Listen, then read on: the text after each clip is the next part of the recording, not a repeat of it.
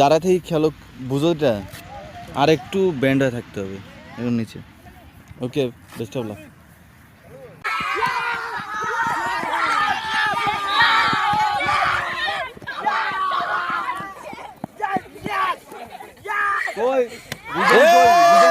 Come on!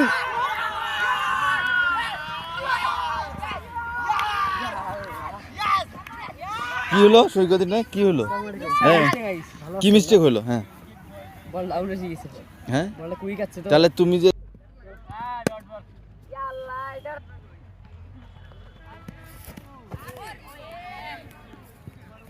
এগুলা কথা